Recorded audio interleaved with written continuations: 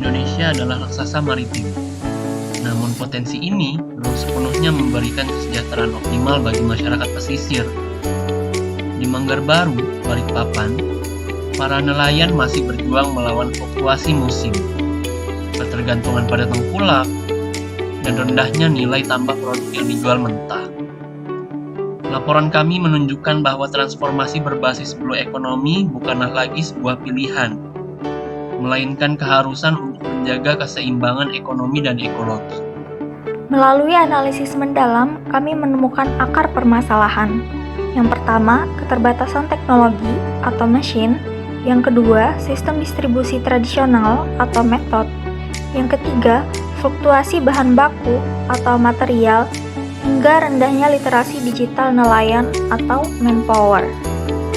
Permasalahan ini saling terkait dan menyebabkan rendahnya profitabilitas yang berkelanjutan di kawasan ini. Proyek ini dijalankan oleh kelompok 4 ITK di bawah pimpinan Ibnu Alif sebagai project leader. Kami terbagi dalam 3 pilar strategis.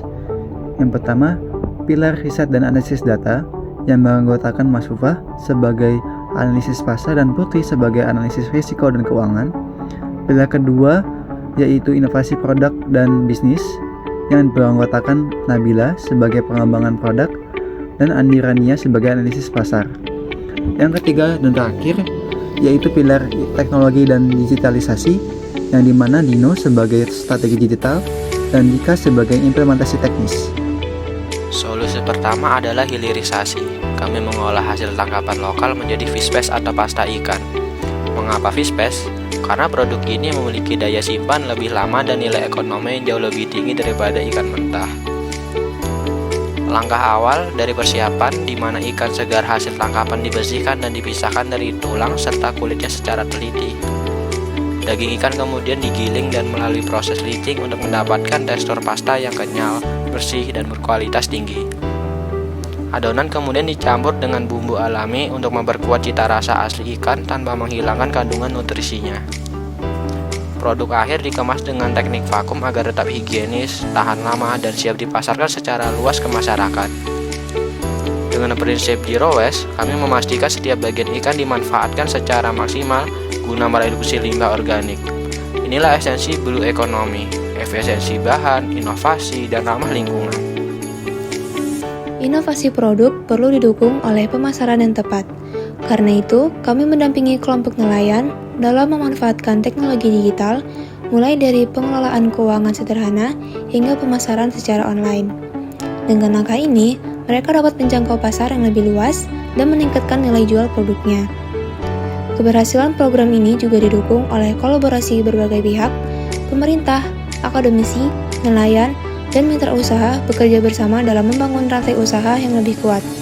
Sinergi inilah yang menjadi fondasi utama dalam mewujudkan dampak yang berkelanjutan bagi masyarakat. Transformasi ini bukan hanya tentang keuntungan jangka pendek, tapi tentang menciptakan sistem ekonomi pesisir yang tangguh dan berkelanjutan sesuai dengan amanat SDGs poin 14.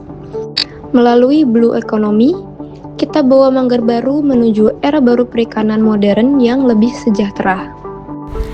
Melalui proyek Blue Economy di Manggar Baru, kami melihat bahwa potensi sumber daya laut dapat menjadi penggerak kesejahteraan masyarakat apabila dikelola secara inovatif dan berkelanjutan. Berbagai tantangan yang dihadapi nelayan, mulai dari keterbatasan teknologi, distribusi tradisional, hingga rendahnya literasi digital, dapat diatasi melalui kolaborasi, hilirisasi produk, dan pemanfaatan teknologi digital.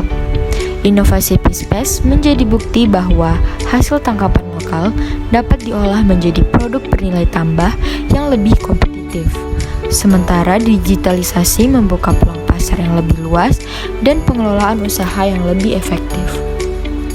Dengan sinergi antara nelayan, pemerintah, akademisi, dan pelaku usaha, kami percaya bahwa transformasi menuju ekonomi pesisir yang modern, tangguh, dan berkelanjutan dapat terwujud.